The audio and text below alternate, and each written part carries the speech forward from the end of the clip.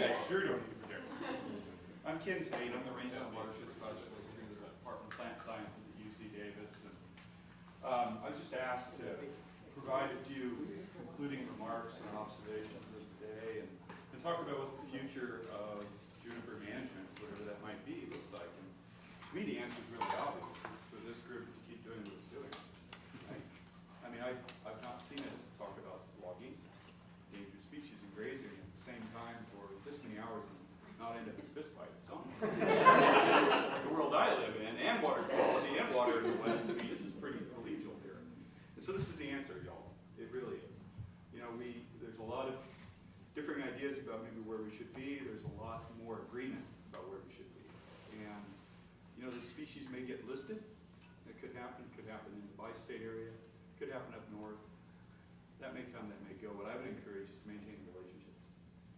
Anything that gets the scientific community, industry, public land, private land, federal, state, together, talking about technical-based solutions to complex social and economic issues is exactly what we, as most of us paid for by the taxpayer, ought to be doing. It's certainly what our land universities ought to be involved in. It's certainly what our state federal agencies ought to be doing.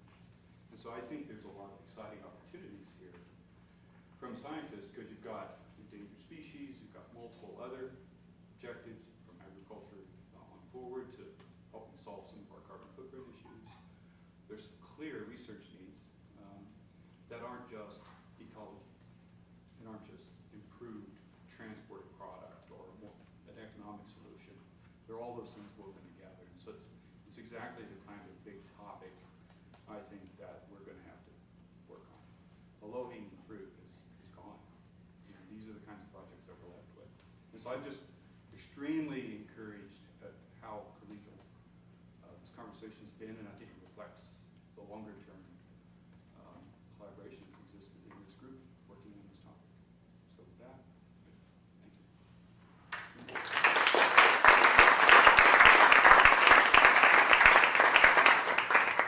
So that leads me to do a last few concluding remarks. Again, mainly to thank everyone for showing up and spending the time. I thought it was really, really interesting all around at every level. And I've been asked to sort of put in one last, plug is the right word given the status of things, but for IGERT, which actually fits really nicely into what Ken said. I think that this IGERT program that these students have been a part of is like the second or third that's been hosted by the same group of people at UC Davis. And it has at its very core the idea that we have to produce people in the next generation who get how to build these collaborative, cross-disciplinary, cross-mindset bridges.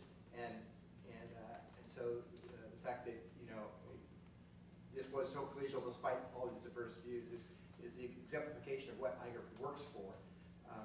These students come in a couple of years ago, this particular cohort, they had to do, they did a whole core course that was designed around that concept of exposing them to lots of different things. They have this big collaborative project they're doing now. They're all required to do an internship outside of the dissertation interests, again, forcing them to be more diverse. We have fall conferences, media training, all sorts of things that they do to get them to this stage. This has been a really successful run for UC Davis. IGERT is maybe apparently now on its way out as a broader idea, but clearly not because of what we've done. I think that the NSF will be very pleased, judging by the fact that PI's got 3 in a row, that they're doing exactly this. They're training people to be that next generation of cross-disciplinary bridge builders rather than empire builders. So, thank all of you, PIs, and the students